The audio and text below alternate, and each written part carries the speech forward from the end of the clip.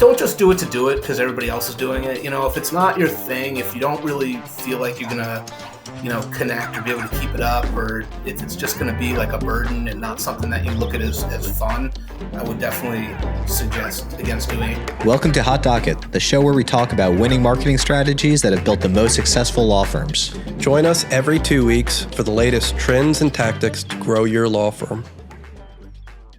Hey everyone, and welcome to the Hot Docket podcast. Today, our guest is Benny Gold. He has his own podcast, Lawyer Stories, which we're really going to dive into. But as an overarching theme, I think what we're going to be discussing is podcasts for lawyers. When does it make sense? When doesn't it make sense? It's going to be a really meta episode. Yeah, podcast about podcasts. Podcast about podcasts. What is it, Seinfeld? Seinfeld show about, that's a show about nothing. Show about nothing. That's not a meta show. Okay, well, in any case, today we have Benny Gold with us.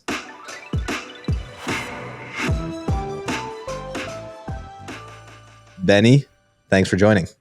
What's up, guys? Thanks for having me on. I appreciate it. It's good to reconnect with the Mean Pug team. Yeah, it's always good to see you. We got to do another event. That was super fun on the rooftop last time. One of the best nights of the summer, right there. I mean, you guys were so generous. Like a beautiful night on the rooftop. The vibe was incredible. It was. We'll do it again. We got to do it again. I feel like it'd be remiss if I didn't start by just asking, like, how does it feel to be on the other side of a podcast? Yeah, it's weird, man. Usually I'm the one sitting down here, giving the questions and getting the answers and trying to get the best out of people, the guests on my show. But like when I was on a podcast before, I dressed in just like a button-down shirt, and then when we were done, the guest was like, "Oh man, I was hoping to get the Benny Gold like with your shirt and your necklace like behind the." So I decided to go Benny Gold gear today for our show, for our recording. I'm happy you did. It's ideal. So what drove you to start Lawyer Stories? Yeah, that's a good question. So basically, I started as a passion project in 2017 on Instagram. I'm a lawyer. I'm licensed in 3 states: Maine, Massachusetts, and Connecticut. And it wasn't like an easy linear travel for me to the practice of law. There were some bumps in the road, and I kind of I got to a point where I finally settled in a little bit, and I was just sort of curious about other lawyers' perspective and perceptions on the actual practice of law. So I remember seeing like Humans in New York. I really loved how that was written.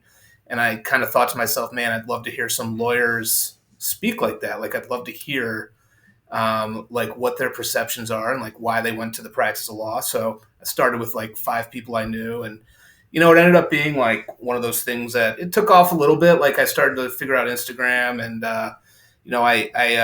that was really why I started it. It's a very personal mission to me because of my story. So that's something, and I kept with it. So that's basically why I did it, because I was getting some traction. It seemed like something that people were really interested in, and my interest grew too. So that's basically how I got engaged with it.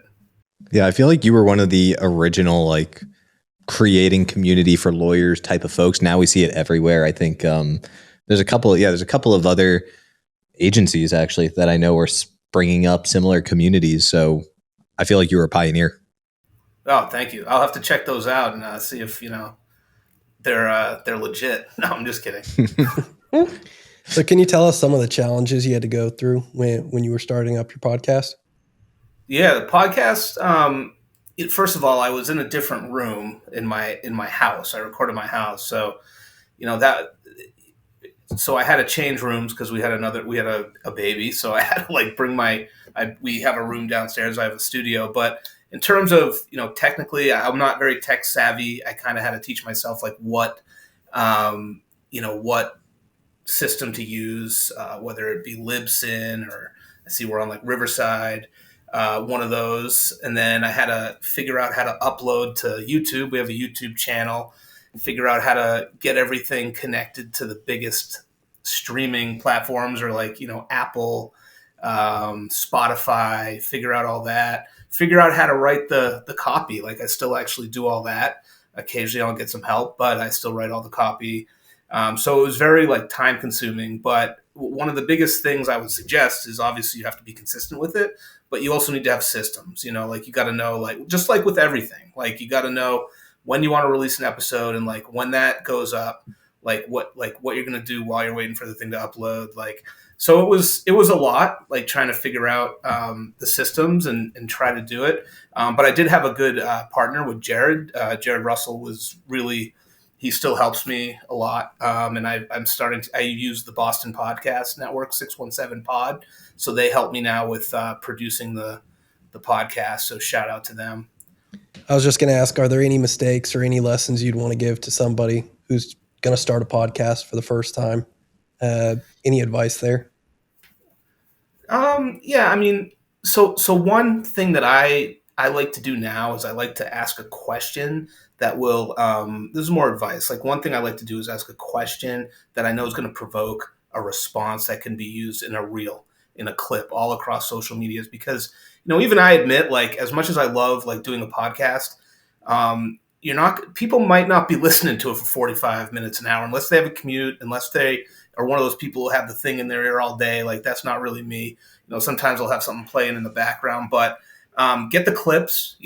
That's one thing I started to do like a little later as I went. I started to ask those provoking questions that enable me to make the shorter form content or have those made. Also, I would suggest not drinking too much. Like if you have a little anxiety before getting on an episode, like I went from I think like a lowball like whiskey glass to using my lawyer stories mug. So you really you can't really tell. So that's another bit of advice I would give. And just research your guests. Know what they're up to, know what they're about. Don't just try to make it more conversational. You don't want to be like reading from a list. Of course, I have a plethora of notes when I come on, but I sort of feel like I've gotten to know them even before they get on the show. Yeah. So you talked about optimizing for reels, optimizing for like short form media.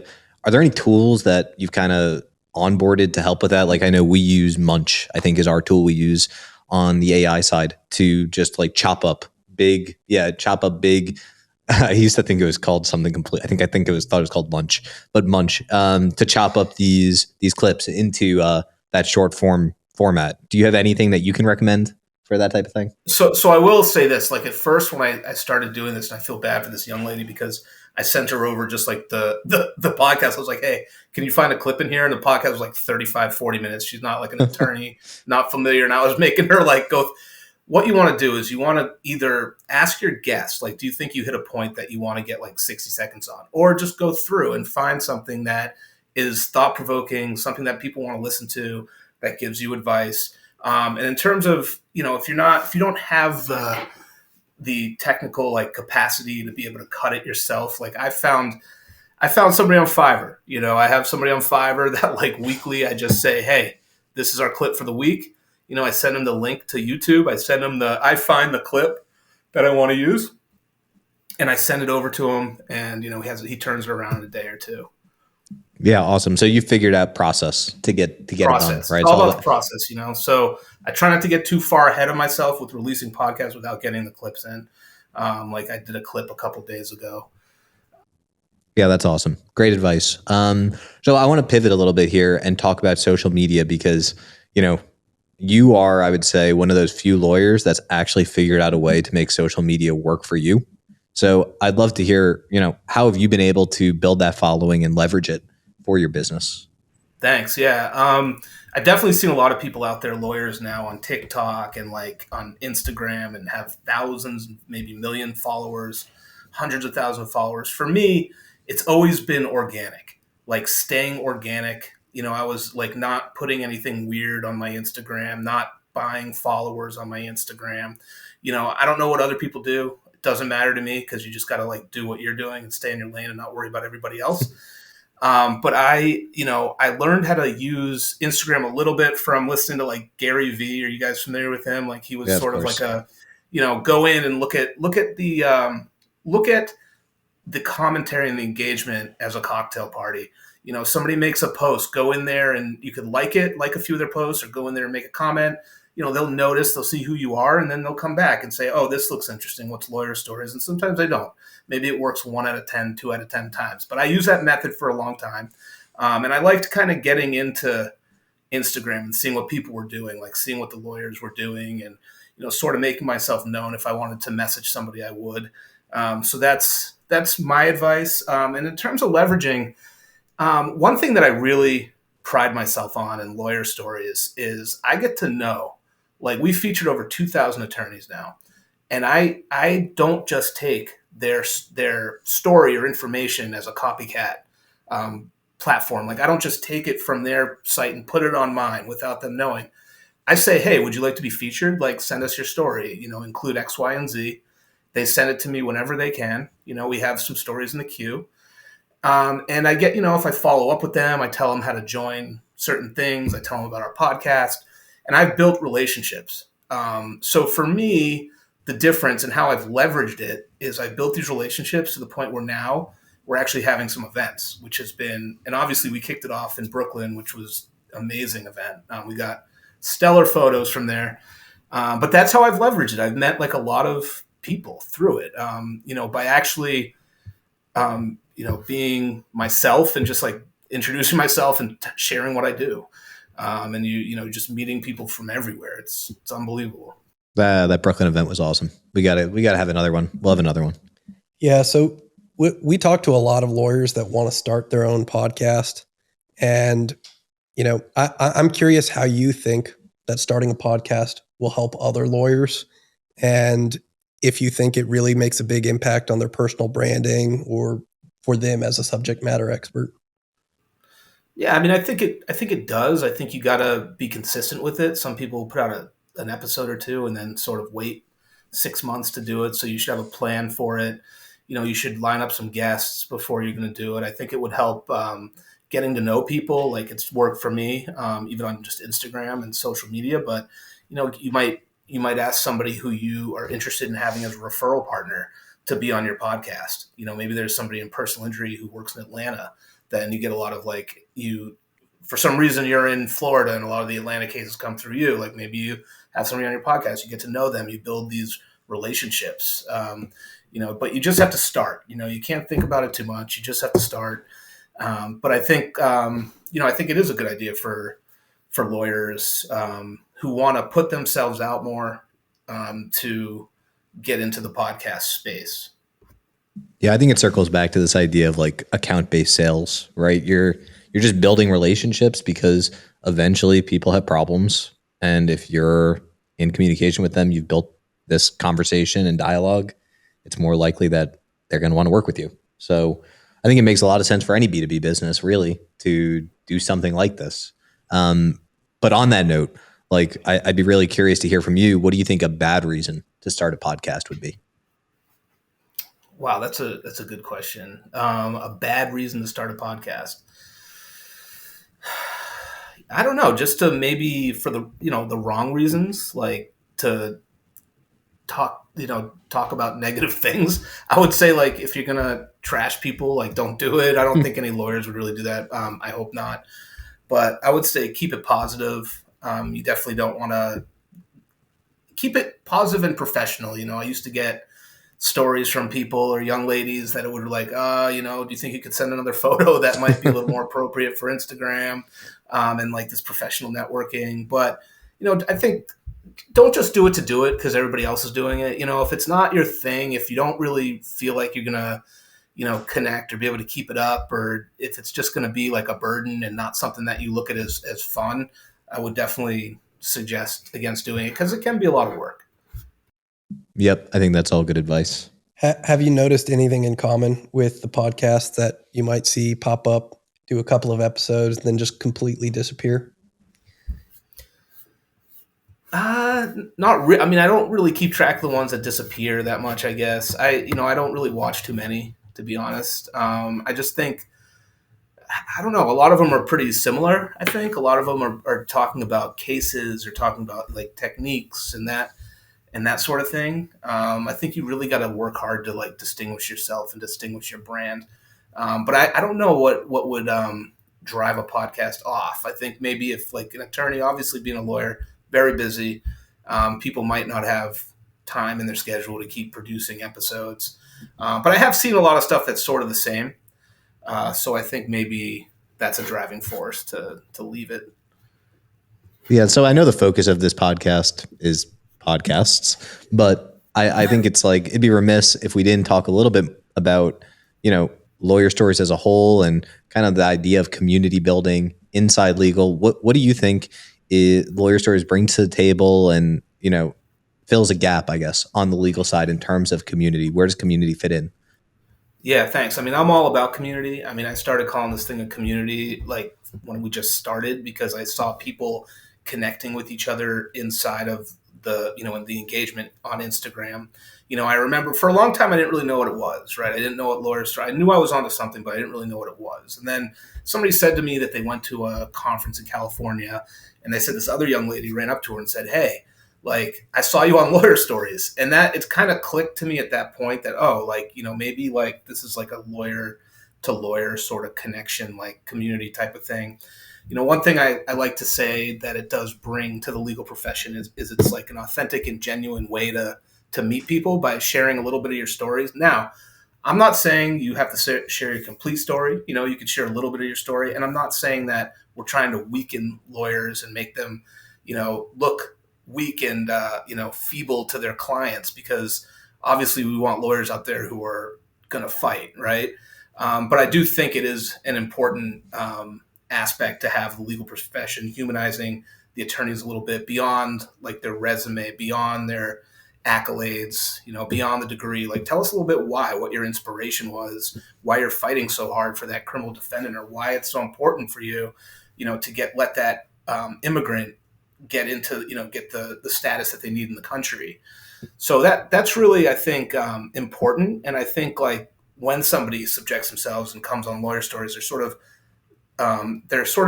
it's an implicit sort of, hey, like, I'm open to connecting. I want to talk sort of thing. Like I want to network, I want to make friends. I want to build relationships. And I think it is kind of important to this day and age.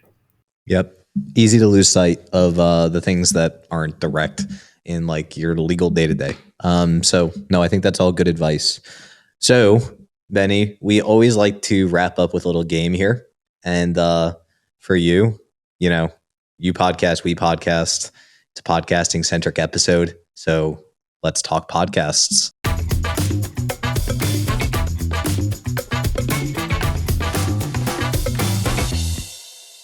I think we'll wrap up here with a game called Good Question, Bad Question. So for each of these, tell us whether you think it's a good podcast question / prompt or a bad one. I'll start and then I'll Have give you it up used to you. all of these or no? I think probably, yeah. Don't let it bias you. Give us like the cold hard truth. Okay, first one. So what led you to become a lawyer? Oh, that's a great one. It's a good question. Yeah. All right, nice. Can you tell us a little about yourself? I think that's good. I've used all of these, so I don't want to say they're bad. Okay, third. What are some of the things you enjoy doing outside of work? Yeah, I think that's an important question. What advice would you give other lawyers looking to start a law firm? Yeah, I mean that's a good. I'm not kidding with you guys. These are all good questions. We're killing it. These questions. All right, I'm feeling like we're in a much better place after talking about this. Definitely. All right, great. Well, then we only have one other question. I really want to double down on the meta in this episode. So, final question: good question, bad question prompt. Let's play a game called Good Question, Bad Question. Is that a good question? Oh, yeah. I mean, I personally don't do games. Like, So I don't do question. those. Like, it was suggested for me to like try to mix it up and do some of those things, but I'm sort of like somebody who likes routine a little bit, and so I kind of figured out like my system, like what works for me. But I think that could probably, I think that would probably work for you guys on your show if you did that. All right, ending with a bang. Bad question. Bad question. All right. Well, Benny, thanks for joining us. It's been, as always, pleasure talking with you. Yeah, man. Thanks, guys, very much. Stay in touch. Of course. Will do. And best of luck to you. Thank you to the Mean Pug team. I appreciate you guys a lot. We appreciate you all the time.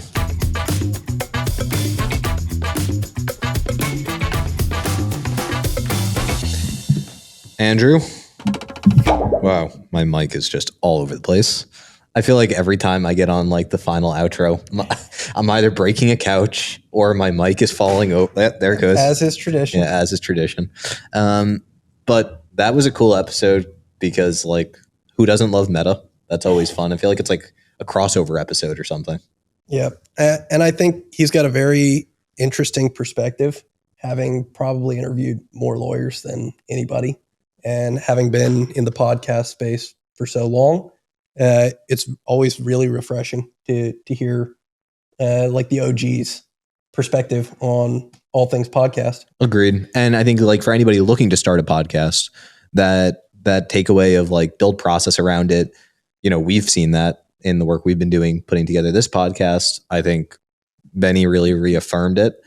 Process rules all, and taking the upfront time to figure out something that's going to work is valuable. Yeah, I think it's one of those things that people talk about a lot where everyone wants to start a podcast. So many podcasts either are in people's minds and they'll never be made, or 1 or 2 episodes are made and then they kind of give up on it because they like doing the actual podcast, but not all the work associated with the process of it. So finding the people to come on the shows and uploading it and going through all like the business side of it that you need to do. Yeah, no, it's a lot of work. It's a lot of work, not for the faint of heart. But I think that's as good a place as any to wrap up for today. So thanks again to Benny for joining, and we'll put all the info in the show notes so people have it. Till the next episode. Thanks for joining. We hope you've enjoyed this episode of Hot Docket. We're your hosts, Bobby and Andrew, founders of MeanPug, the marketing agency for ambitious law firms. Have questions about marketing or anything we covered today? Email us at mark@meanpug.com.